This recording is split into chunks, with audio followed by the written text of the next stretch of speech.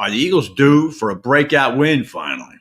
Sal Paolantonio on buyer's remorse, the Eagles' first quarter woes, and whether some NFL contenders are already terminal. Sean Green takes a hard look at Commanders, Ravens, and Lions, Cowboys. Bill Reinhardt on what to do with your Saints. And Mike Sielski joins us to talk about the next 2 months for your Philadelphia Eagles. That's all right now on a Week 6 edition of This Week in Pro Football presented by Park Bank. It's time for This Week in Pro Football, a deep dive into the key issues and marquee matchups in the National Football League. For the next 60 minutes, we invite you to sit back or lean in with host Pat Callahan as we preview the week's Eagles matchup, big games, breaking stories, and all news NFL. It's This Week in Pro Football, right now on JAKIB Media Sports. All right, welcome everybody to a Week 6 edition of This Week in Pro Football here on JAKIB Media Sports. Pat Callahan joining you for a look at Week 6 in the National Football League. Don't forget, give me a follow, please, on X at TWIPF Pat. You can follow the network at JAKIB Sports. The usual action-packed lineup tonight. Sal Paolantonio is going to join me in just a couple minutes. He has another very impressive MC engagement to add to his resume. We'll talk about that. At the bottom of the hour, Sean Green is going to join me. Bill Reinhardt will talk some fantasy football. And then Mike Sielski from the Inquirer will round out the show as we talk about the next 2 months schedule for the Philadelphia Eagles and how important the next month is for the Birds. All right. Before we bring Sal on, how about we do a little good, bad, and the ugly here from week number 5 in the NFL. The good is the Chiefs and Vikings 5-0. The Chiefs, I understand, they're just methodical. Reed and Mahomes are just a lethal combination. They didn't do anything exemplary to beat the Saints. They just beat them. So I beat them easy. Chris, never hard to beat Derek Carr. But anyway, Chiefs are 5-0. The Vikings win again. Minnesota over in London beats the moribund Jets. We'll talk with Sal Paolantonio about the Jets and their situation in just a couple of minutes. The bad, well, the Bengals cough it up again. They coughed up a fourth quarter lead to October Lamar and the Baltimore Ravens. Terrible loss for Cincinnati, who are now 0-3 at home and sitting at 1-4 in what is a very competitive division. The Bengals, who are a talented team on offense, they have eliminated their margin for error. 49ers have lost 3 or 4, which I'm very happy about, but that's a very talented team on both sides of the ball. Just going through a rough stretch, I think. We'll talk to Sal about them. But right now, they're looking bad right now, the San Francisco 49ers. And the Cleveland Browns season is slipping away. We'll talk with Sal, too, about that and Sean Green. The Browns come into Philadelphia off another terrible loss. They're sitting at 1-4 with just seemingly nowhere to go at quarterback. And it'll be interesting to see. The Browns are the classic example of that team when the Eagles play them Sunday. The Eagles want to punch them in the mouth in the first quarter. Don't let the Browns hang around. We'll see what happens. The ugly, those New York Jets. The New York Jets now sitting at 2-3. They fire head coach Robert Saleh. Now, Saleh's he hasn't done anything, 20-36, but he's had a pretty limited run there at quarterback. The Jets, they finally get Aaron Rodgers. He misses the whole year last year. He comes in this year. And you know what? He's playing like he's 42. He's not playing well at all. And the Jets sitting at 2-3. However, Minnesota, the Jets play Monday night. They beat Buffalo. They're actually in first place in the AFC East. So I don't think they're as bad as the Jets are playing. They're sitting right on the edge of actually leading that division. And one good night could all of a sudden cure the whole thing. So that's the good, the bad, and the ugly here going into week 6. How about we bring in one of the really good right now? And that would be, of course, my longtime colleague and Sal Paolantonio, the host of the NFL Matchup Show, and, of course, the author of How Football Explains America. And tonight, you are looking live at the Union League, where Sal is the MC of the kickoff gala for the 250th birthday of the U.S. Navy and the U.S. Marine Corps. Sal, how are you tonight? Pat, it's quite an honor to be selected to be the MC for this event. It's a year-long celebration of the birthplace of the Navy and the Marine Corps here in Philadelphia. It's a big, big operation set up by the city, by the Navy, by the Marine Corps. And tonight, We've got Navy and Marine Corps dignitaries coming into Philadelphia from all over the country to kick this off, and to be selected as the MC is pretty cool. Well, as an old gunnery officer in the Navy, I guess you've earned it. And so congratulations to you. And I'm sure you'll do your usual excellent job as far as being an MC. And thanks for taking the time, though, to join us. And your priorities absolutely in order here. This week, pro football comes first. So thank you very much for doing that. All right, Sal, let me get started here with you. I am saying that this is a classic get-well game for the Eagles, who are sitting at 2-2, and a lot of concerns about them right now. In come the Cleveland Browns, who make the Eagles look like a well-oiled machine. Is this a get-well game for Philadelphia? It certainly is. A.J. Brown, Devontae Smith, Lane Johnson were full participants in practice for 2 days, Wednesday and Thursday, and I anticipate that there'll be a full go for Sunday. And if you remember when I was on with you last week, I said, if those three guys are back on the field and functioning, this offense will go back to functioning like it can. I covered the Browns at the Commanders last week because Jaden Daniels has finally gotten onto the national map. And the Browns are just dysfunctional. Routinely, Deshaun Watson is just inaccurate with the football. And I thought going into that game, given that Washington is very limited on defense and their secondary is not that good, they came into that game last week giving up 26 points a game, which was 27th in the NFL, that the Browns could do some things, that Deshaun Watson, if he showed anything remotely like what he once was, he could score some points. First quarter, first throw down the field, Amari Cooper is screaming, ready to hit his head on the goalpost. Deshaun Watson overthrows him by 10 yards. Right. Amari Cooper was beyond the secondary by 7 to 8 yards, and Deshaun Watson just missed him. So he did that all game. He did that to David Njoku. He did that to Jerry Jeudy. He was just flat inaccurate, like he wasn't paying attention to what was going on the field. So for sure, this is not a team that's going to challenge the Eagles, where the Eagles have been soft. And I anticipate the Eagles to be better offensively and defensively. It looks like Cooper DeJean is going to be inserted into the starting lineup, and hopefully that will add a little bit of energy, or at least into the starting defense. But yeah, get well game for sure. These next 4 games, they got to go 3-1, Pat. They got to go 3-1, I think, at the very least. I don't want to waste a lot of your time on the Cleveland Browns, but it's an interesting story, Sal. And I just want to ask you one more question about it. Is obviously the Browns must have a ton of buyer's remorse about what they did, the trade they made with the Texans, what they gave up, and what they acquired. Just give me your take as a guy who has watched 1,000 quarterbacks come and go in this league. This guy, Deshaun Watson, was a bona fide star in Houston. I mean, he was, in many ways, Sal, he was the progenitor of a lot of Jaden Daniels and a lot of these guys, right? And now he's seemingly terrible. Just give me your thoughts on what has happened to Deshaun Watson. It is unusual to fall that far, but Carson Wentz did. But Carson Wentz was injured, knee injury, concussions, and things went off the rails after the 2017 Super Bowl season. So it is unusual. You don't see it that often. I don't know what the explanation is beyond maybe some of the off-the-field issues really sort of, poisoned his ability to prepare himself for these games. But the Browns are one of the bottom 5 teams in the league, Pat. They just are. And the Eagles should boat race them on Sunday. And if they don't, then we know we have real problems. That's correct, Sal. I mean, that's it. And I've always said this. I know you have too. This is the exact type of game where if at the end of the first quarter it's 7-7, all bets are off. Now you've got a moribund team that knows they're inferior, but now if they score 7 points in the first quarter, it'll be a revelation. Yeah, I know. But the point being, the Eagles got to put this team down, and they got to put them down. Let's see them score 7 points in the first quarter. They haven't done that in forever. But Sal's referring to is that so far this season, the Eagles do not have an offensive point in the first quarter. Let's circle to that now, Sal.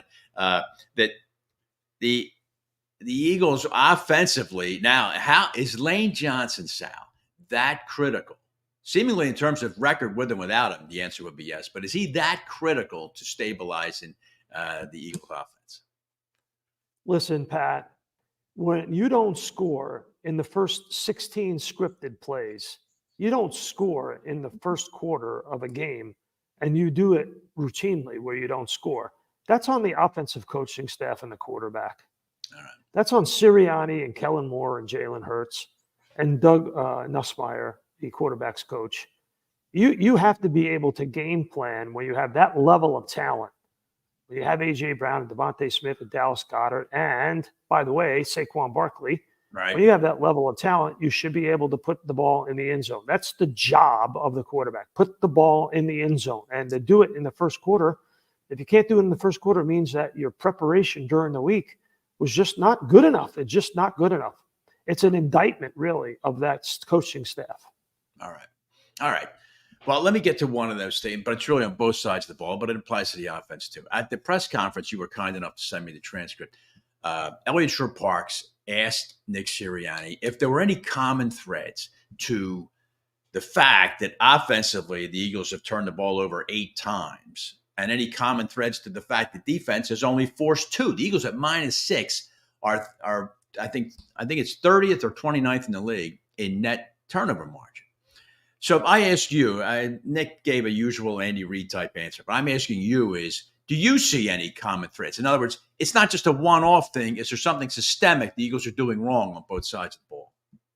Well, there's one category on defense that matters a lot, and they actually put it in to the game book at the end of the game. It's a stat that is kept. It's called forced fumbles. Okay. So let's talk the defense first. Forced fumbles is a stat that they keep on defensive players all across the board. And the way you force fumbles is by tackling like Brian Dawkins. Right. Ferociously. The object of the game on defense is to violently take the ball away from the offense. Right. So if you're not tackling well, you're not going to force a lot of fumbles. So that's an easy answer on defense. Easy. Right. On offense, the ball is being held too long by the quarterback. He's getting strip sacked. He's throwing interceptions. Right. We have well documented on your show, and I have talked about this on SportsCenter ad nauseum. Jalen Hurts holds on to the football longer than any other player in the National Football League, any other quarterback, and the longest of his tenure as a quarterback in the NFL, 3.2 seconds. Right. That's slowest in the NFL, slowest in his career. That's why he's turning the ball over. Yep. Yeah. All right. And we'll see if tomorrow, did I give you good answers, Pat? I thought those were good answers. I like them a lot more than the ones Nick Sirianni gave, Sal. So good for you. How you guys sit at those press conferences and don't want to just stand up at some point and say, all right, that's enough. This conference is over. But I mean, I don't know how you do it, but I guess call a timeout, Pat. You got to call a timeout. Okay. Listen, defensively, I mentioned how takeaways are 28th in the league. And by the way, to buttress the point you just made, the 2 takeaways the Eagles have are interceptions. They have not forced and recovered one fumble in the first month of the season. So that, you're right, that hitting is noticeably absent from what's going on with them. The object of the game on defense is to violently take the football away. That's it. Yeah. That's job 1. But here's job 2. The opponent yards per play. The Eagles are 30th, meaning that, and that's a damning stat, Sal, right? I mean, the opponent yards per play, the Eagles are 30th out of 32 teams. That means the other team. We could go through the geometrics of this thing all night long, Pat, but if you're -6 in the turnover margin, Pat, you're not going anywhere. You're just not. That's an old Dick Vermeil one. I know that. You're just not. Yep. So, okay. Just a word then from you, speaking a one-off. Devin White is released. He didn't play it down for the Eagles. Just give me your thoughts on that. Was it just a total mismatch of player and organization, or was White outperformed by other members of that Eagle linebacking corps? I am going to wait until Bob Woodward writes a book about it because I don't have any idea what happened. I really don't, Pat. Yeah. I'm going to wait. Tim Weiner, the great Tim Weiner, who was, in my view, one of the great investigative reporters of all time for the Philadelphia Inquirer. Make him come back. Find out, because I'd really like to know what happened with Devin White. All right. I don't know. I just don't know. I don't think anybody knows. Yeah, it just seems very strange, Sal. It's like, why was Malcolm Butler kept out of the Super Bowl? We still don't know the answer to that. Yeah, it's fair too. Yeah, it is that type of mystery. So we'll see. At some point, I mean, White. Not for nothing, but if I was hiring Bill Belichick to be on my network, the first thing I would say is, you have to tell us why Malcolm Butler was held out at Super Bowl. You don't tell us that, we're not giving you a paycheck. We're not hiring you. Fair enough. All right, Sal, let's look around the league here. Talking with the great Sal Paolantonio from ESPN, the host of the NFL Matchup Show, who is hosting tonight the kickoff dinner for the 250th birthday of the U.S. Navy and the Marine Corps. All right. Sal, I want you to play doctor here for just too much pressure on me, Pat. There's like 300 people waiting for me in the next room. Just say to yourself, what would Pat do? That's all. Just keep doing that. You'll be fine. All right, Sal, Dr. Sal, here we go. I want you to tell me whether these teams, these are contending teams that have gotten off on the wrong foot. I want you to tell me if it's temporary, meaning they're going to turn it around, or is it, in fact, or is it terminal? How about those 2-3 New York Jets? High expectations for the Jets. They have stumbled badly. 2-3, bad loss in London. Salah fired. Give me your thoughts on the Jets. Since I'm at the Navy Gala, I'm going to use a Navy term. It's DIW, dead in the water. Okay. All right. They have run aground and they are DIW. Right. You think Rodgers is not the Rodgers that he used to be? Well, Pat, I mean, if you're going to play that kind of offense, and the new offensive coordinator that they just brought, elevated and to call the plays, he wants to play a lot of 11 personnel, 3 wide receivers on the field at all times. So it dovetails with what Rodgers wants to do. He runs a very vanilla offense. Rodgers doesn't like a lot of motion, and so his presentation to the defense is static. When your presentation to the defense is static and your offensive set is spread out, guess what happens? Yeah. The defensive ends just fire off the ball. Right. And they go right at a quarterback who is barely mobile. Right. Fair enough. I've heard that about the Jets. You're right. Jets run almost no motion. You're right. No motion. Yeah. This new offensive coordinator wants to spread it out. Yeah. If I see that if I'm a defensive coordinator, like this week, Sean McDermott, who learned from Jim Johnson here in Philadelphia, boom, coming after Rodgers from the get-go. All right. The San Francisco 49ers, Sal, losing 3 of 4, blow after 30 straight times winning games. When they've led after the third quarter, they lose to Arizona. Hardly a powerhouse last week. Give me your thoughts on the 2-3 Niners. Are they DIW or are they going to get Yes, they are DIW until Christian McCaffrey comes back. All right. Yep. Yeah. But no one knows when that's going to be. That's another big secret, along with Bill Belichick. That's another one that apparently nobody could figure out. But there's something wrong with him. But okay, the Niners, good enough. How about my beloved 1-4 Los Angeles Rams? They were racked by injuries, off to a terrible start, coming off another game. They're always in every game, Sal, but they just can't win them. Give me your thoughts on the Rams. Well, they need to get their act together pretty quickly. Yeah. For sure. The NFC West is eminently winnable, for sure. They still have a healthy quarterback and a coach who knows what they're doing. So they need to get healthy. Yeah. I'm not ready to decide on the Rams. I think it's up in the air. All right. But they're a team under, you're right, enormous pressure. The Rams have the whole NFC is wide open, Pat. Do the Minnesota Vikings scare you, really, honestly? Do they? No, Sal, they don't. I mean, don't tell me Sam Darnold overnight became Sammy Ball. I mean, so I just don't see it. But right now, they're that's why what the Eagles do in these next 4 games is so important. Absolutely right. Yeah, and then they have to go. If they could go 4-0 in these next 4 games, Pat, they put themselves right back in the conversation for the NFC Championship game being played in Philadelphia, by the way. Yeah. All right. Let me take you then, Sal. Let's segue to 2 Week 6 games. I wanted to get your opinion on because they tangentially do affect the Eagles. The first is 4-1 Washington goes to Baltimore to play the Ravens. The Ravens have won 3 in a row. Washington, though, very impressive, 4-1, but who they beat in those 4 games is not exactly a murderer's row. Just give me your thoughts on this game. This is what Bill Parcells used to call a weight class game. And the Commanders are going up in weight class. You know, their 4 wins are against teams with a combined record of 6-14. Right. And now they're playing a Ravens team that is finally getting their act together offensively. And what the Ravens do well, the Commanders don't do well. Right. So I think the spread is almost 7 points. I think it's 6.5 for a reason.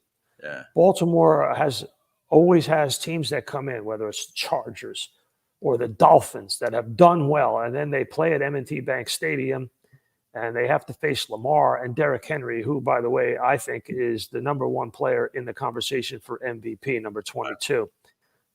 So that's a pretty formidable offense. That's right. And as I've talked to you before, there's nothing like October Lamar, Sal. October and November Lamar, unbeatable. January Lamar is not quite the same. I will be at M&T Bank Stadium covering that game. I will be in the ESPN radio broadcast booth. Steve Levy does the play-by-play. I will be doing the color analyst for that job. So I'm really looking forward to it. I was very impressed with Jaden Daniels, but that was the Browns at home. This is the Ravens in Baltimore. All right, Sal, last one. The 3-1 Detroit Lions coming off a bye, travel to Dallas. Cowboys barely escaped a win over, I think, one of the worst offensive teams in the league, that being the Pittsburgh Steelers. I'm not sold on Dallas. Give me your thoughts on this game, the Lions traveling to Jerry World to play the Cowboys. Well, no Micah Parsons. That's a big problem for Dallas. Micah Parsons is the tone setter on defense. He's the guy that gets after the quarterback. Jared Goff was near perfect, or has been near perfect recently. Yeah, perfect the last game. Yep. So when he is under center in play action this year, he's only missed 3 passes. Oh, man. 3. Yeah. Yeah, that's part of our NFL matchup show this week. Right. It kicks off our show. All right. Is Jared Goff under center play action, first down. He's almost unbeatable. Boy, so he's a very accurate passer. He's a very, I think if Dan Campbell doesn't make those errors that he did in San Francisco in that SC championship game, the Lions would have been in the Super Bowl. You got it right, Sal. I mean, you're right. God forbid, kick a damn field goal, Dan, every now and then. But it's funny. You mentioned the name Carson Wentz at the start of the show. Look at the difference those 2 career tracks took. And it took Jared Goff at his worst moment. He's traded from sunny Southern Cal to Detroit, and now look where his career ended up and where Carson Wentz has ended up, back up in Kansas City. I like Jared Goff. I've always liked Jared Goff. Absolutely. Yeah. He's a very coachable player. Yeah. He's a good teammate. Yeah. He's tough. Yeah. His ball is very accurate. Yeah. He's got good arm strength. Yeah. And they have put players around him, wide receivers, running backs, one of the best offensive lines, if not the best. Yeah. Of course, as Ron Jaworski told me very early on when I started hosting the matchup show, the quarterback position is the most dependent position in all of sports. And Goff has got a great supporting cast. Sure does. And that's evident week in and week out. He sure does. All right, Pat, I can hear the Navy fight song next door. I got anchors away, Sal. Thank you very much for taking the time. Good luck with that dinner tonight, and we'll talk to you next week. All right. Sal Paolantonio joining me there. All right, let's take a break, Xander. When we get back, I want to take a quick review of the Week 5 standing, Week 6 schedule. We'll do that next on This Week in Pro Football, presented by Park Bank. It was late at night.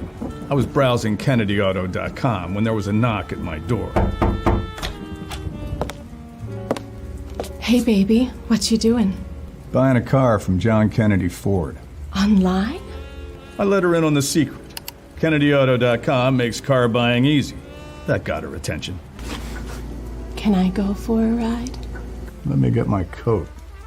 KennedyAuto.com. Enjoy your ride. Discover the essence of true community banking with First Bank, your trusted partner across eastern Pennsylvania and New Jersey. Their network of branches brings you convenient access to dedicated personal bankers who understand your unique needs. At First Bank, you're not just a customer, you're a valued member of the community. Additionally, they are excited to announce the opening of 2 new branches in Media, Pennsylvania and Trenton, New Jersey, bringing their personalized banking services even closer to you. Connect with any member of the team today at their Westchester office, conveniently located at 849 Paoli Pike, or call them at 484-881-3800. First Bank is an equal opportunity lender and member FDIC.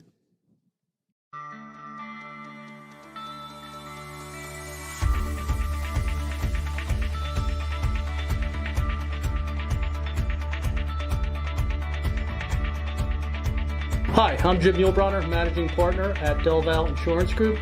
Give us a call. We're a local, knowledgeable agency, not an 800 number. Go Birds!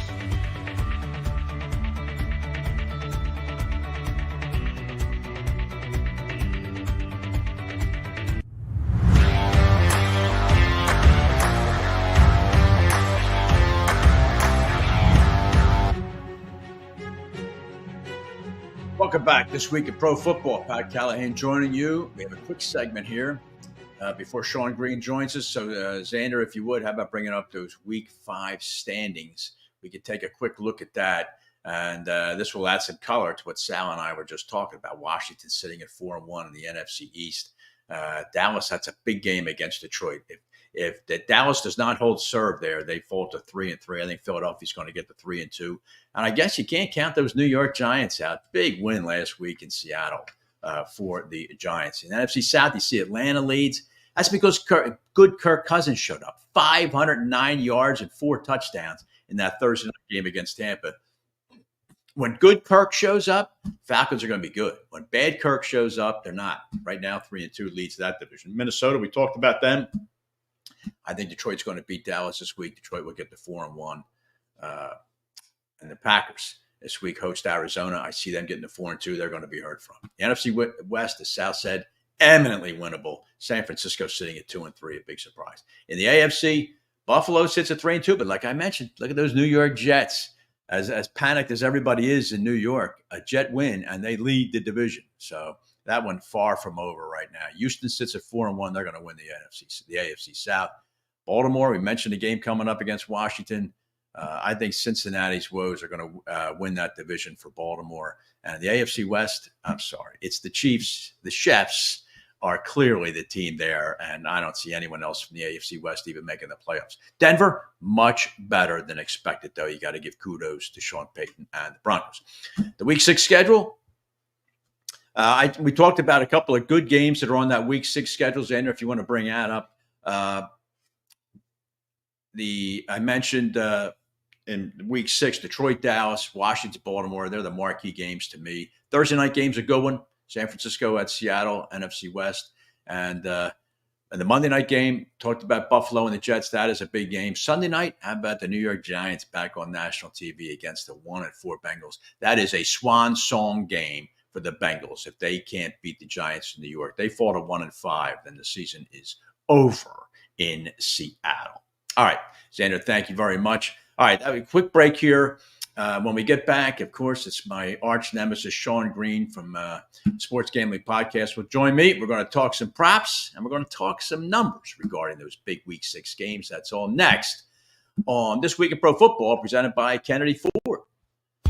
Welcome to Park Bank, a return to better banking. With 7 locations across Philadelphia and South Jersey, we prioritize your financial well-being with a blend of modern amenities and traditional customer service. Our professional team is dedicated to providing tailored banking solutions, whether you are opening your first account, planning for retirement, or expanding your business. Our services include a wide range of personal and business banking options with competitive deposit rates and products. We are committed to making your banking experience seamless and efficient, with the latest technology at your fingertips and the personalized support you deserve. Park Bank, your community. For more information, go to parkbank.com. That's Park, P-A-R-K-E,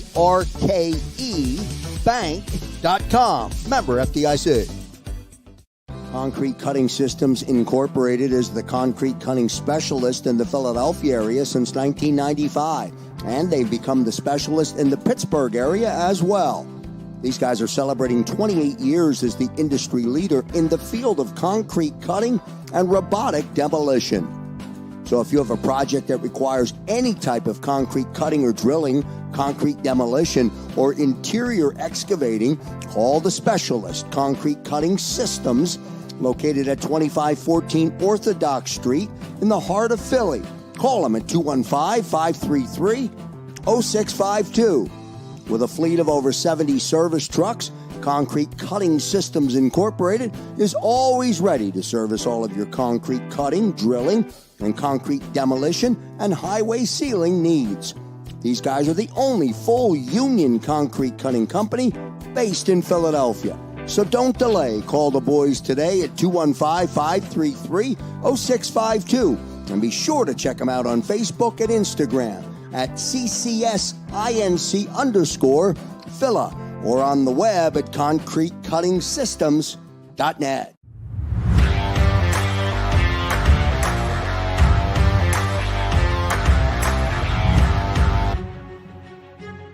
Welcome back to This Week in Pro Football, week number 6 in the National Football League. Let's bring this guy on here, the host of the Sports Gambling Podcast. That would be the great Sean Green. Sean, how you doing, pal? Doing great, man. Good to see you. Good to hang. Good to talk NFL. Yes, thank you very much for joining me, Sean, presented by the good folks at Concrete Cutting Systems. And Sean Green, let me start with a couple of general ones here, because I read somewhere during the week that week 5 was the first week in which the bettors won over the houses. So my question to you there is, why do the bettors, because let me say, because it was a week in which a lot of favorites won.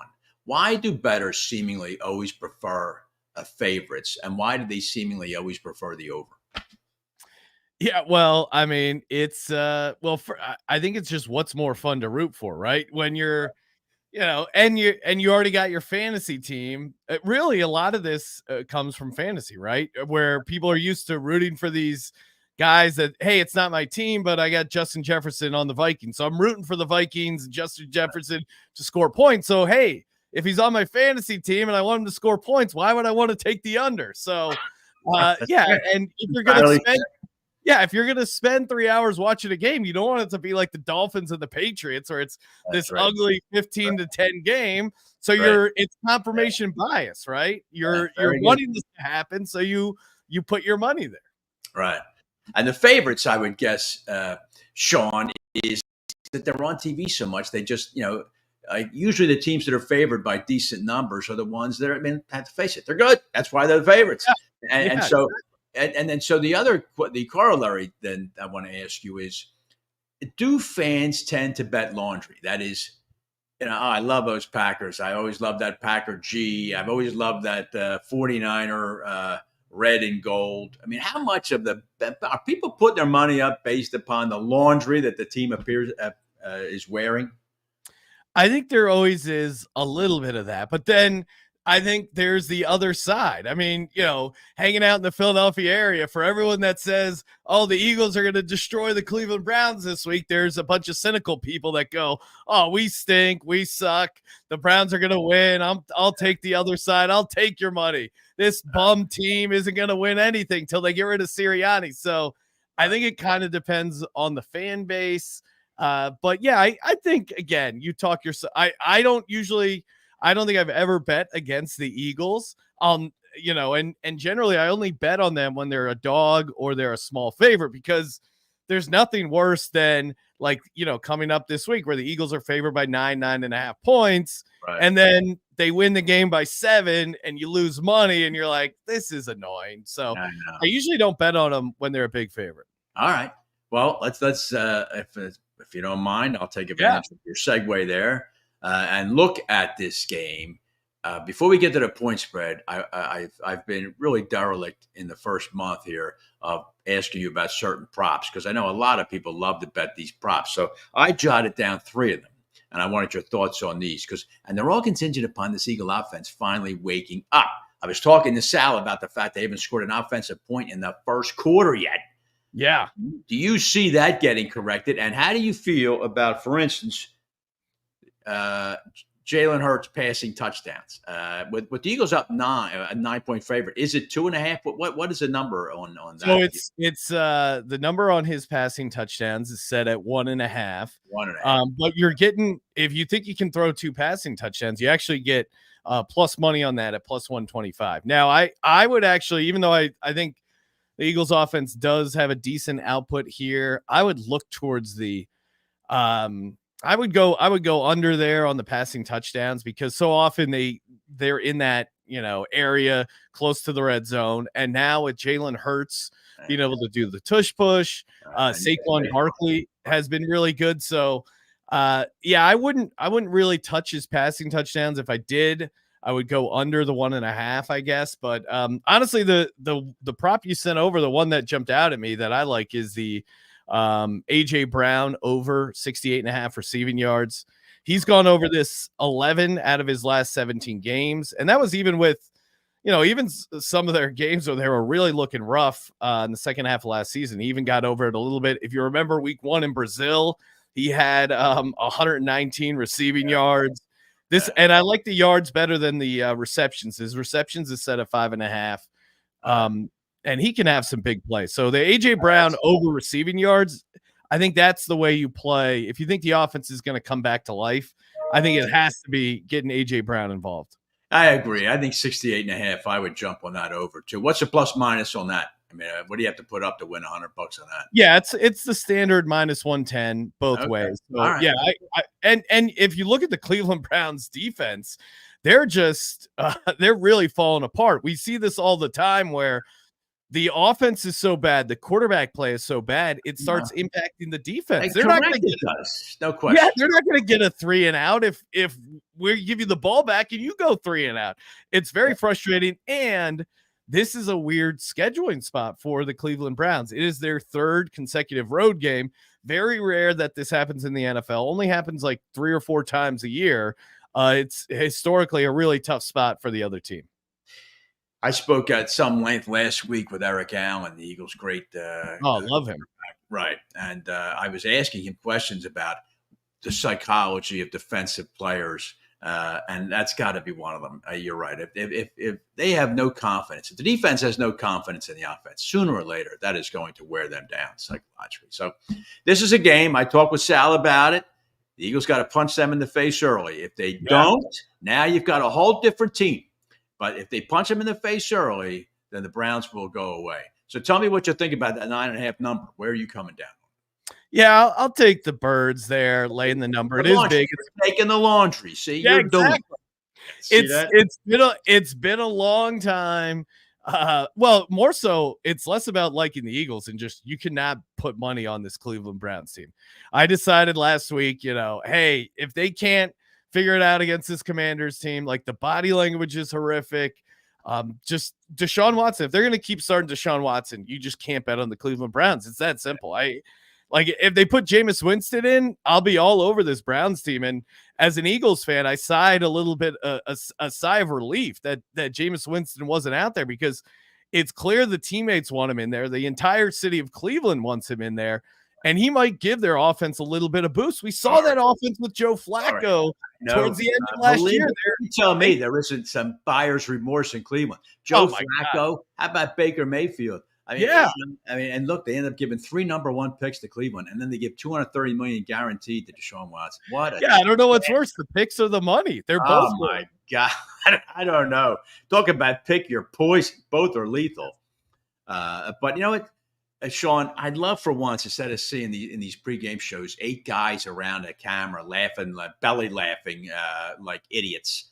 I'd like to see it. And I talked with Sal about this earlier. A good 5-minute piece. What happened to Deshaun Watson? I mean, I think it's worth some really journalism there. Is this guy was, I said to Sal, he was Jaden Daniels before there ever was a Jaden Daniels, right? I mean, he was the first of that type of quarterback. He was better than Lamar. And now he's a shell of his former self. It's really an amazing thing. Yeah, I mean, I think obviously the off the field stuff, I think wore on him mentally. Then he took a bunch of time off. Then you throw in the injuries. Yeah. And it doesn't strike me as a guy who really loves football and putting in the time to kind of fix his game. I don't get that sense from Deshaun Watson. So yeah, especially with all the money guaranteed. Sean. Yeah, guaranteed.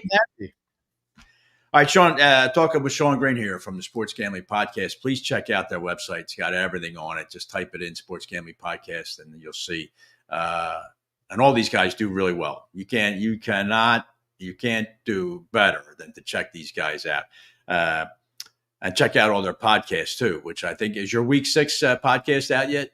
Yep. Got the Week 6 up there. So yeah, good to go. All right.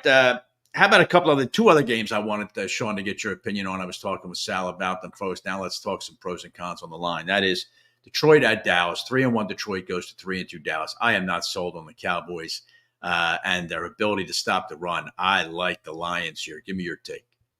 Yeah, no, I bet the Lions when it was -3. I still like it at 3.5 there as a favorite. I mean, if you recall last year, they really got jobbed in that Saturday night game. Some really bad penalties, basically they got screwed by the refs. They circled that game when the schedule came out, and they're coming off a bye. They got their All-Pro center Frank Ragnow back. They're going to be able to pound the rock on the Dallas Cowboys. I mean, Dallas very fortunate to get that win against the Steelers. They lost the turnover differential by 3, and they had their field goal blocked. As someone who had the Steelers, I'm like, how did they win this game? I know. Their defense is really, if you can throw on this Cowboys defense, you can move the ball on them. So I expect Detroit to come out swinging and them to light up this Dallas defense. Yeah, I think so too. I don't think Dallas is good at stopping the run at all. The Steelers are just dysfunctional offensively.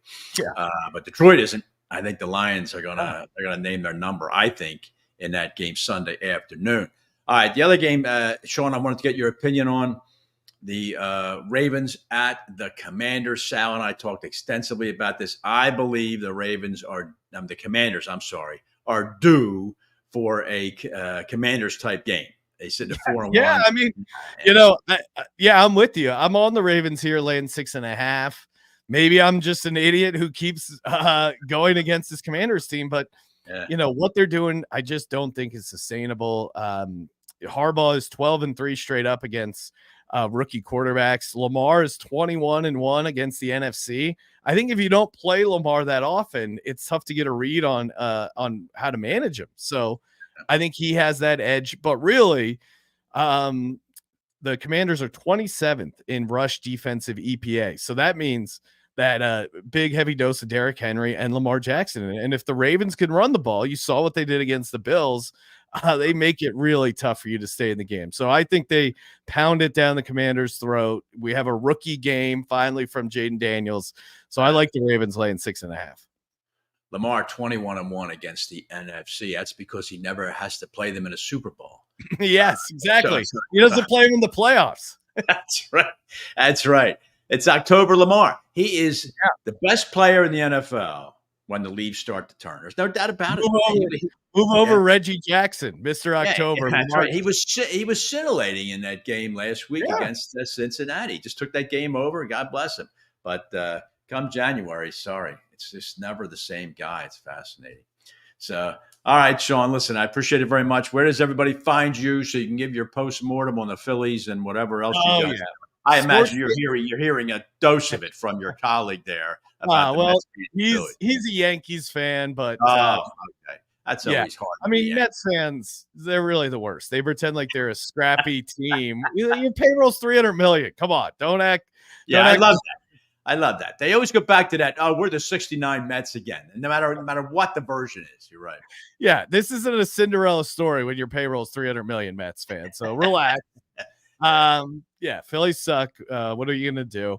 But big NFL Week 6 podcast. Just recorded our picks episode last night. Just dropped our props episode. So a lot of great football content, college football picks, so been on a nice heater there. And check us out, Sports Gambling Podcast.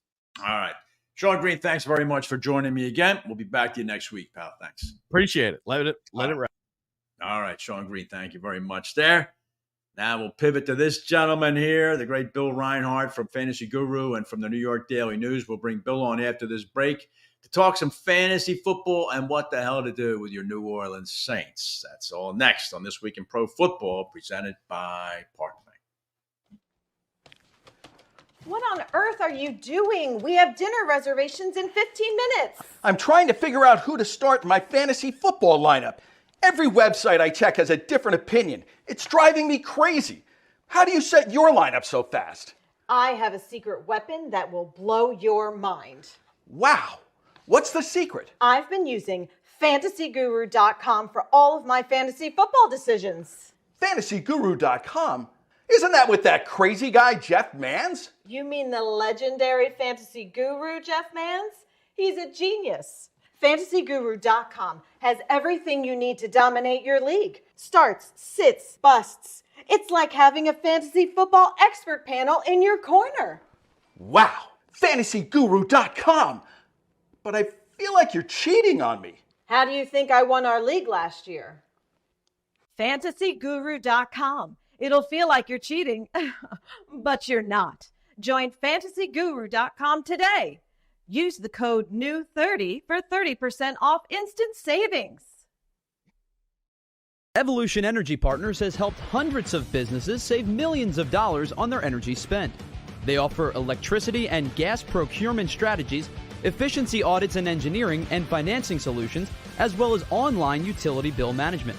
To learn how your business can save, visit www.evolutionep.com or contact Chuck Herschella at 610-329-8288. Evolution Energy Partners, energy solutions to improve your bottom line.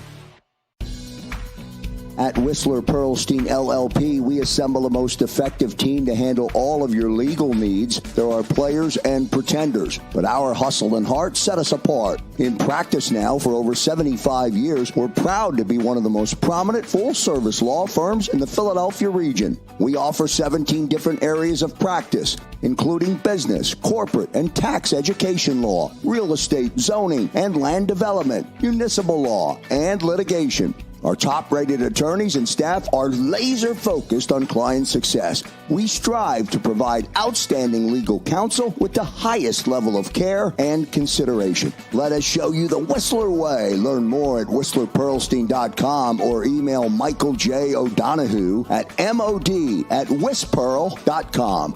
WhistlerPearlstein.com or mod@whistpearl.com.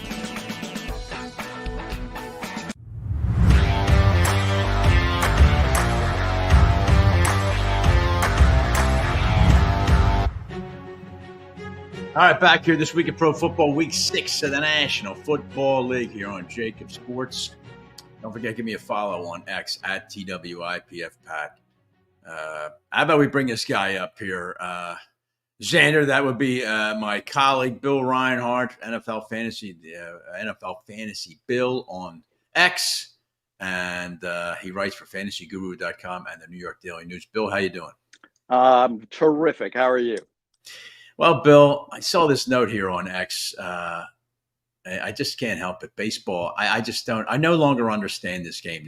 The Guardians and the Tigers played a 3-0 game yesterday. 3-0, and used 13 pitchers in the game. What the hell's going on in that sport? They had no starting pitcher. I mean, they had to do what they had to do. They just kept using the relievers and kept putting them in and out, but it worked, right? I don't know, Bill. I don't know. Did it work for the team that lost? I don't know how that sport works. I really don't. I don't know. Yeah. Everybody gets it. You hit a seeing eye two hopper between the shortstop and the baseman. You get to first base. You act like you. Where's my ticker tape parade down the Canyon of Heroes? I just grounded a single to left. Hey, in our younger days, Roger Clemens and Rod Guidry, I mean, they were going 8 or 9 innings. So that's a thing of the past. It certainly is. All right, Bill, fantasy football is not a thing of the past. It's one of the dominant topics in the National Football League these days, unless you and I talk some. Remember Denny Green's famous remark, they are who we thought they were, talking about the Bears on a Monday night game that the Cardinals managed to lose. Yep. But I thought we'd start with that. And the context is this. Are these teams who we thought they were? And is there any reason to keep playing any guys on these teams? I'll start with the New York Jets. If you've got Jets in your lineup, Monday night, they play the Bills. Are you throwing in the towel, Bill? Or are you still sticking with Breece Hall and Garrett Wilson? Yeah, I knew you were going to bring up the Jets. Definitely, you got to start Breece Hall. The Bills can't stop the run. And they're small, and they get pushed around. So you got to stay with Breece Hall. Again, Rodgers he's not pushing the ball down the field. And so, but the only thing about Wilson is he gets a ton of targets. Now, the Bills' specialty are their corners. Benford and Rasul Douglas are really good. So, I mean, you're not going to bench Garrett Wilson, but, just lower your expectations. But you can go with Conklin, the tight end, I think, and feel pretty safe there. I tell you, is Breece Hall the most disappointing fantasy player in the NFL through 5 weeks, Bill? 100%. I mean, he was the second running back taken after McCaffrey. Well, I guess McCaffrey would be first, right? Well, but I mean, that's legit, though. But I mean, for Breece Hall, I think I don't think anybody can understand it. This guy obviously is loaded with talent, and yet the Jets can't seem to get him anywhere near, not just the end zone, but anywhere near like an 80, 85, 105-yard rushing game.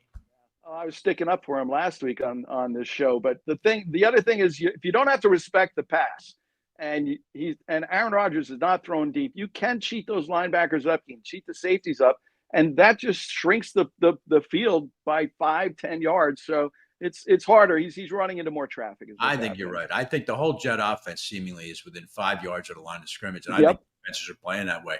All right, Denny Reinhardt. Are the Browns who we thought they were? Is there any reason to play a single Cleveland Brown this week against Philadelphia? Hell no. Watson, trade Chubb, trade Cooper, and Njoku's hurt. Jerome Ford gets 5 yards a carry. They give him 9 carries a game. I throw in the towel. I put that in the Daily News. I give up on the Browns. I've tried to defend them. I thought they were great last year, but I quit. I'm out on the Browns, and I don't care. I'm done. I know they're hurt, and I know they were a pretty decent team last year. I don't know what's going on other than the injuries, but I'm don't waste your time, your breath. If they can't do anything against the Commodores, and they are the Commodores on defense, not the Commanders, they are not going to do anything. I expect the Browns to try and pound it Sunday against Philadelphia, if only to keep that Eagle offense on the sidelines, Bill. It'll be interesting to see if the Browns have the discipline, because the only way the Browns are going to win is if they take the ball out of Deshaun Watson's hands. Right. We'll see if they do that, but I think Jerome Ford maybe, Bill, the only guy you consider using there. Okay. All right, Denny. Is there any reason that are the Raiders who we thought they were a new quarterback this week? Does that give you any additional hope for guys like my guy, Jacoby Myers, or whoever the hell the Raider running back of the week is? All right. I'm going to start pounding the table like Denny used to on the podium. You can't start Zamir White. You can't start Madison. I know Aiden O'Connell's the flavor of the week. Gardner Minshew, we hardly knew you. I thought you were going to do a lot better than you did. Devontae Adams with the mystery hamstring. Oh yeah. But you got to stick with Brock Bowers. You can do that because he'll be the safety valve. Jacoby Myers, again, if you're going to start him as your third or fourth receiver, I'm okay with it because you might not have better options, but don't expect anything much this week again. Yeah. I'm thinking about him, but I don't know. I'm thinking I might have to go Myers because I have Jefferson and I have Kyron Williams on bye. So I got to get somebody in there. And I'm thinking George Kittle. I have to decide between Kittle and Myers. I have to decide quick. Okay. My last team in this regard, Bill, is to me the worst offensive team in the league, and that's saying something. And that is there any reason to play a New England Patriot on your fantasy team right now? Man, they're starting the kid, Drake May. They liked him so much in preseason that they said he would never get in a game this year. Do you remember that? I do. Jacoby Brissett will be the only guy they start. So now they bring him in. They got Stevenson's hurt. They got the kid Polk at receiver. Now he's the only possible bright light, but their schedule down the road. They go to London and play Jacksonville. They have the Jets ahead. They have Chicago ahead. It's just they're running the gauntlet. So, and definitely can't start him this week against Houston. We saw what they did to Josh Allen last week. I mean, my blood pressure. My heart, I almost fainted when they just creamed Josh Allen last week. So I don't wish that on anyone right now. Drake May, I stay away from the Patriots. Run for the hills.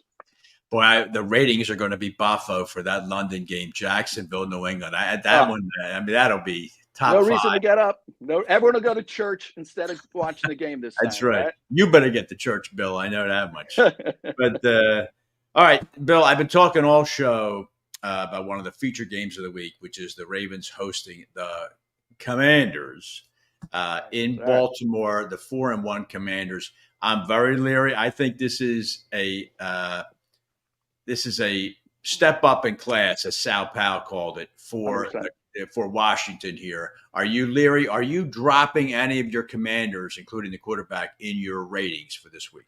Not so much the quarterback, but for sure. Now, look, they padded their game, their stats against Tampa, against the Giants, against Cincinnati, So, yeah, they've had an easier go of it. But now they're up against Baltimore, the best rush defense in the league, in my opinion. So I stay away from Robinson. He's banged up anyway with the knee. But they're surprisingly, the Ravens are like 28th or 29th against the pass. And I think that Daniels is going to he's still going to throw the ball. You can go with McLaurin. I don't know, Noah Brown, the other guys, but you can still stick with Jaden Daniels. He's good. I mean, I'm impressed with that kid. All right. Yeah, I'm leery of Robinson. Bill Reinhardt gave me some great advice last week. Told me to play Robinson 2 touchdowns. Of course, he only had 17 yards rushing, but and they sat him in the second half. I don't know about that knee. I'm a little concerned about that myself. But yeah, he didn't practice today.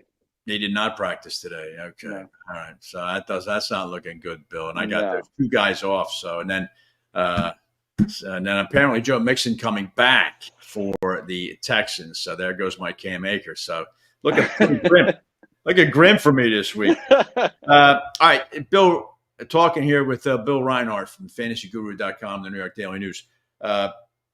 Brock Purdy, give me your thoughts on that San Francisco offense, Bill. Are you getting leery of them, or you think maybe a bust-out's coming against Seattle? Purdy, only 6 touchdowns in 5 games. And that's curious, isn't it? Because he's had he's had one 300-yard game, and twice he's had 280, 290. He's getting the yardage, but what's missing in this offense is that the best receiving running back in the NFL. He doesn't have McCaffrey catching a little 5-yard out and turning it upfield for a 40-yard touchdown. So last year, I know that Purdy had 7 games of 1 or fewer touchdowns. He's already got 3 in the first 5 weeks of the season. So, yeah, it is scary. They don't throw to Mason, the running back. He didn't even have a catch last week. So you have to be worried about Purdy. But here's the other thing, Pat, you got to remember it's a real crazy year for quarterbacks. I mean, Pat Mahomes, 300 yards, no touchdowns last week. Josh Allen, 9 for 26 last week. And then the week before, he wasn't much better. Great. So you just have to, if you drafted Purdy, you just got to ride it out and hope that the law of averages plays out. That's correct. That's crazy. And the last question, I'll throw this bone to you because I know you're a Buffalo Bills fanatic. But just talking about Davante Adams for a minute, that fake hamstring injury of his. Yeah. Really, Bill, the most logical landing point for Davante Adams is in your study. It's in Buffalo. But the Bills, I know the Bills really need a top-flight wide receiver for Josh Allen, but at the same time, they just unloaded another Davante Adams when they sent Stephon Diggs to Houston. Are the Bills at all looking at throwing their hat in the ring here? So here's the problem with Davante Adams to the Buffalo Bills. The Raiders want a second-round pick for him, and Adams makes $1 million a week. So he's got like $12 or $13 million left on his salary. That's Tony Romo money. Yeah. The Bills are $3 million under the cap right now. Yeah. So they couldn't take him if they wanted. They would have to have the Raiders pick up almost all of that tab, except there is one caveat. With Von Miller suspended, the Bills don't have to pay his salary. Now, Bond is out for 4 games. That's $500,000 a game. So that's $2 million. So really, the Bills have $5 million to play with. The question is, do you want to give up that second rounder? And do you want a 32-year-old receiver who'd rather be in green and white in New Jersey instead of red and blue in Buffalo? Yeah, if I'm the Bills, Bill, I don't do it. But you can just see now that what Josh Allen needs somebody to rely on to throw the ball. That guy's a magical quarterback. What happened to Dalton Kincaid? Where is he? And why isn't Curtis Samuel doing the little down and outs that Beasley used to do? Where is that? I don't know. Samuel, since Curtis Samuel came into the league, he's underperformed every day since he was drafted by the Commodores. So I'm not buying that one at all. Easy like a Sunday morning, Pat. All right, Bill Reinhardt, where does everybody find you over the weekend so you could give them more bad news about my fantasy team? Sorry. So, I'm on X NFL Fantasy Bill, and I'm at fantasyguru.com and the New York Daily News. Both of those columns are out today. My column in Fantasy Guru, it's fathers and sons in the NFL. So it's called All in the Family. And I just found out the other day, Cooper Kupp's grandfather, Jay Kupp, was starting center for the New Orleans Saints in the 70s, and Archie Manning was his quarterback. Blew my mind. So I did a lot of research, and that's what the column's about today. I had a ton of fun. It's a great column. You should check it out. All right. And if they hit you with a tweet at NFL Fantasy Bill, my legion of viewers, you'll answer the question. Is that right? Of course. Yeah, I'll answer the question. Sunday mornings have been tough lately. I've been traveling, but I do try to answer everything anyone asks me. 100%. Well, knock it off with the travel, Bill. All right. I mean, I got kids. I got kids in college. Bill, you get your priorities in order. All right. But you're right, Pat. You're right. I'm sorry. I appreciate you taking the time, Bill. Thanks very much. Everybody, give this guy a follow and make sure you look up that article in the New York Daily News. Bill Reinhardt, thanks very much, pal. Appreciate it. All right. Bill Reinhardt joining me right there from fantasyguru.com. When we get back, our prolific author is going to join me, and that would be the great Mike Sielski. He's got a new book coming out. We'll touch on that. And we're going to talk to Mike about where he sees your Philadelphia Eagles heading out of their bye. We'll do that next to wrap up week 6 of This Week in Pro Football. Somewhere on the blue planet lies a hidden gem, nestled in the heart of lush greenery.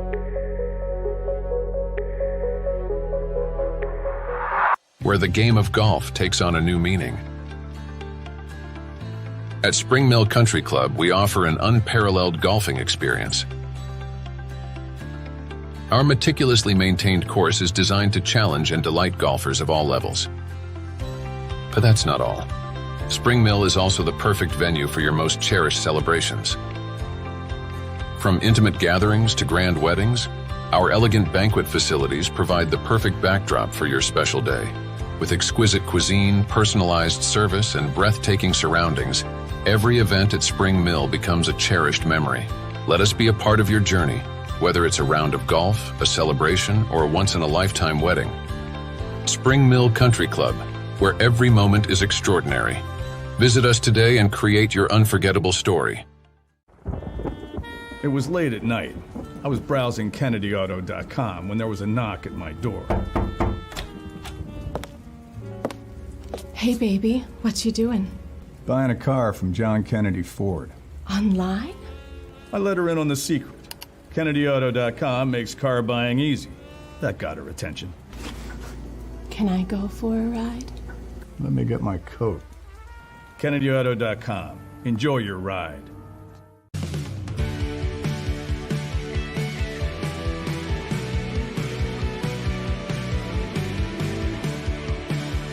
My name is Fran Salerno. I'm a managing director here at Del Valle Insurance Group. Been in the business for over 36 years, saving people money on their insurance needs. Give us a call. Let us help you custom design an insurance plan that meets both your needs and budget.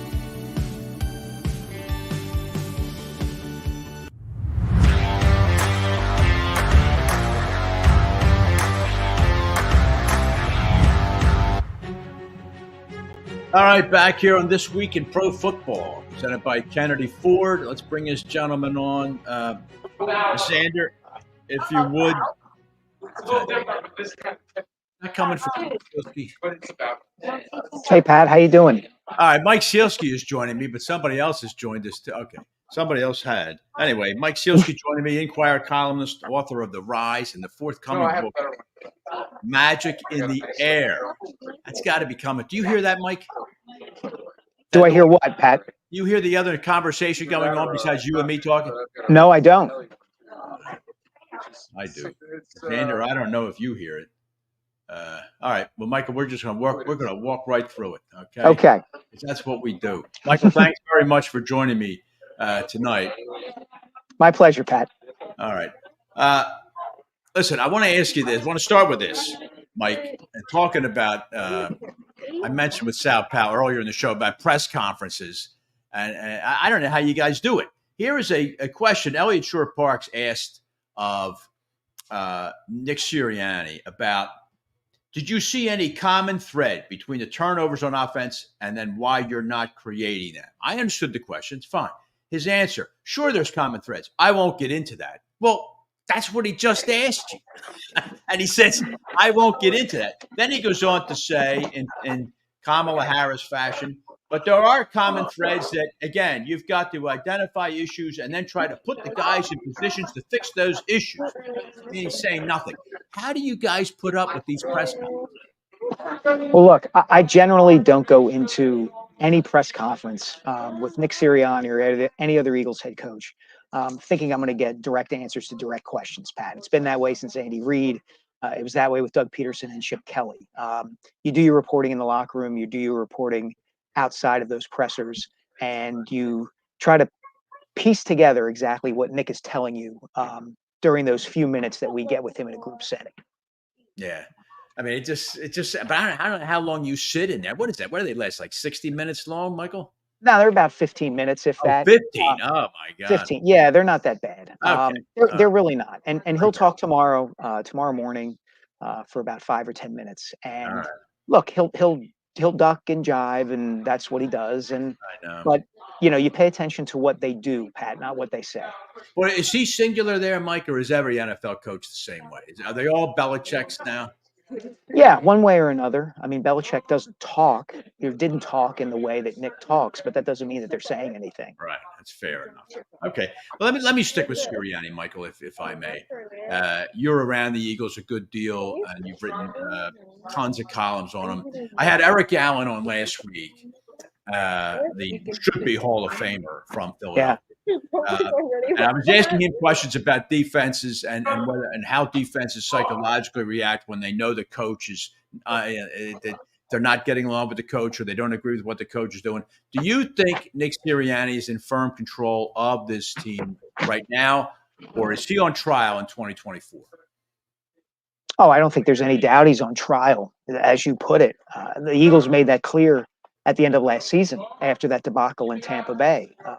There was reporting both by my colleague Jeff McClain and other people around the NFL that had the Eagles at least considering bringing Bill Belichick in. Jeffrey Lurie thought long and hard about whether he was going to bring Nick Sirianni back. And there's no question that this season is kind of a referendum for Nick. As to the first part of your question, is he in firm control of that locker room? I think it depends on what you mean by control. I think the guys in the locker room like Nick personally. I think they think he cares. Right. The question for any pro athlete is this coach making me better? And I think that's where the rubber kind of meets the road with respect to Nick Sirianni. Is he making Jalen Hurts better? Is he making the offense and the defense better? So far, I think the jury's still out. Man, well, he's kind of now once removed from that, Mike, right? I mean, he's hired 2 seasoned coordinators, including Vic Fangio on the defense, who's been around for, I think, as long as Sirianni's been alive. And the results are very mixed right now. The Eagles' defensive statistics are not good at all. But you would agree that's going to get laid at Nick Sirianni's doorstep, not Vic Fangio's, right? Yeah, it's in a way the Eagles have position Nick between a rock and a hard place, right? If they play well, they were supposed to play well because they made all these changes to the coaching staff and made these additions in personnel, bringing Saquon Barkley, changes to the defense. So they're doing what they're supposed to do. And if they don't do well, it must be Nick's fault. And then you have the situation, as you referenced, where they brought in an offensive and defensive coordinator who act as flotation devices, right? Like in case the plane crashes, the Eagles can kind of float away on one of them to safety if Jeffrey Lurie feels like he needs to get rid of Nick Sirianni. Now, I don't think that's going to happen midseason, but it's curious that Vic Fangio has head coaching experience, and Kellen Moore probably could or should be a head coach by now. Right. Yeah, I think it's a dangerous spot for Sirianni, and I wish him well. But the Eagles have painted him into a tough corner right now, Mike. But speaking of that now, this guy's not in as tough a corner because he's got a usually guaranteed contract, and that's quarterback Jalen Hurts. But I want to ask you almost the same questions. In your opinion, is Hurts the unquestioned leader of the Eagles, not just the offense, but of the team? Does the whole team look to him as the leader now that Jason Kelce is out of the picture? And if the answer is no, well, shouldn't he be the leader as the quarterback of the team? Yeah, I think he should be. Whether everybody in the room looks to him that way, I'm not sure about that. I think Brandon Graham still commands a lot of respect on the defensive side of the ball. There is a leadership void, I think, in that room without Jason Kelce and Fletcher Cox, two veteran guys who've been around a while, who are culture setters in that locker room. Jalen is a different cat. He's not particularly fiery. He's not particularly emotional. He's not particularly outspoken. Whatever leading he does, he generally leads by example. Now, he does address the team, but I wonder how much good that can do when you are playing as mediocrely as Jalen's been playing over the last 10 or 11 games. Right. I know. That's why I think the Sunday's game, Mike, really has an outsized significance. I think the Eagles now are starting a 4-game run, starting this game against Cleveland, where they've got to go at worst 3-1. They host Cleveland, then it's the Giants, Cincinnati, and Jacksonville, teams with a combined record of 5-15. Do you see it the same way that the Eagles better come close to running the table here before the tough part of their schedule kicks in? I think every game is going to be tough for the Eagles. I think we can fall into the trap, Pat, of doing what we did last season, where after they lost to San Francisco and Dallas, after starting out 10-1, everybody started saying, well, the easy part of the schedule is coming up. Seattle's not that great. And then they have the Giants twice and Arizona.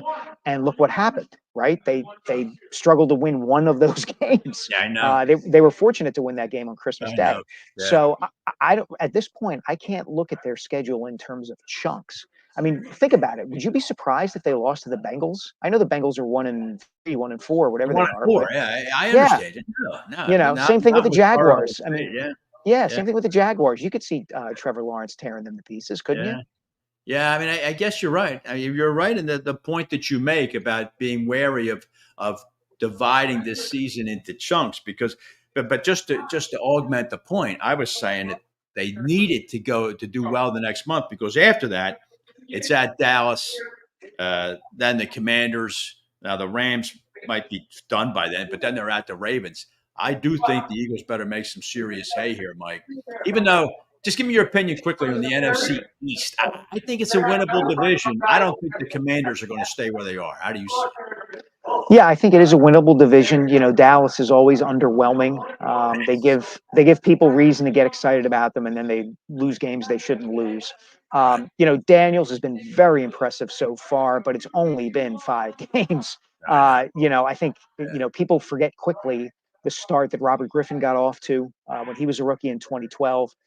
So people should cool the jets on Jalen Daniels a little bit, although, like I said, I love what I've seen from him so far.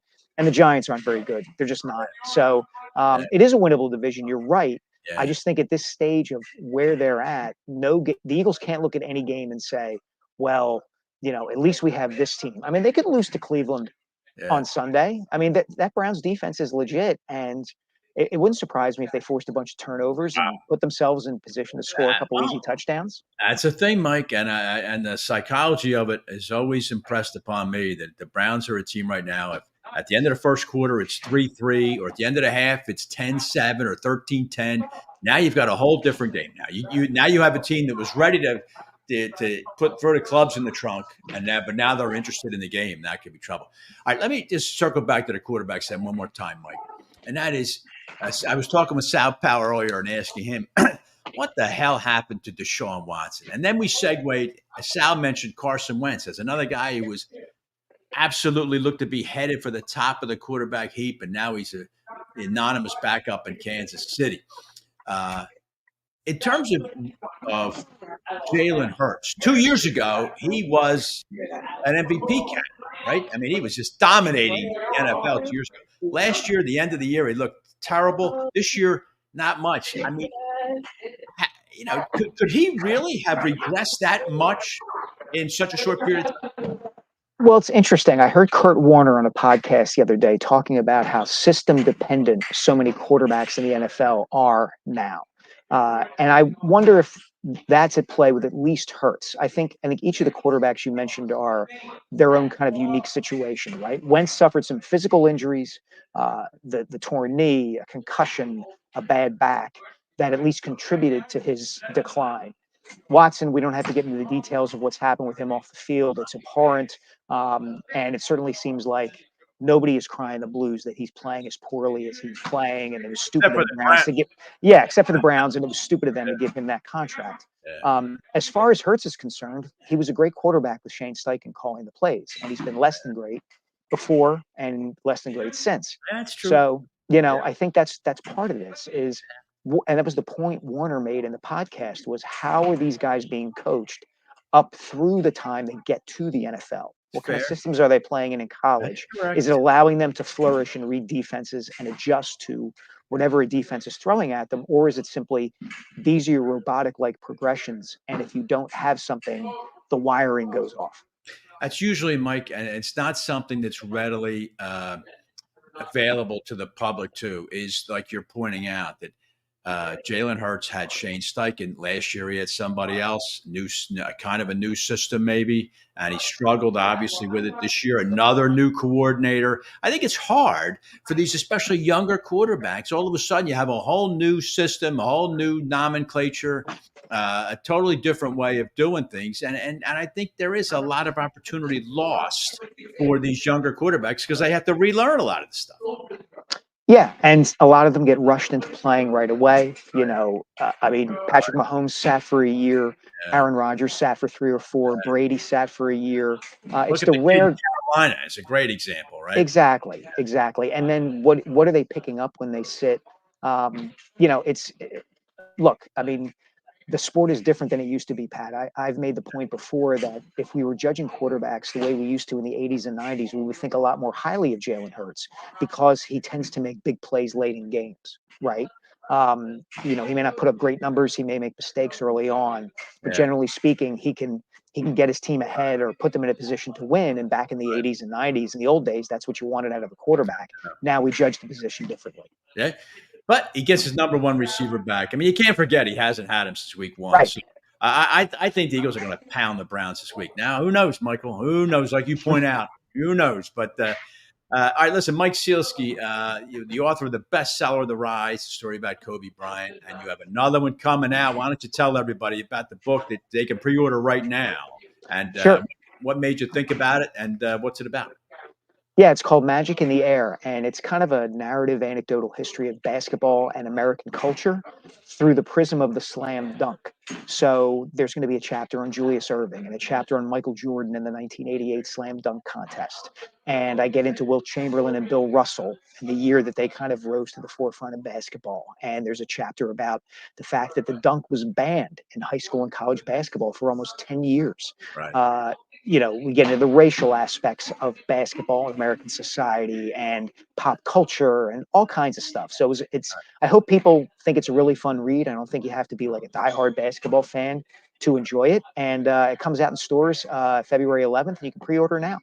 All right, Michael Sielski. Sooner or later, you're going to write a book about football that you and I can really talk about. All right, so that's enough of this basketball stuff now. But I'm looking forward to reading that book. The Rise was a terrific book, and I wish you all the best.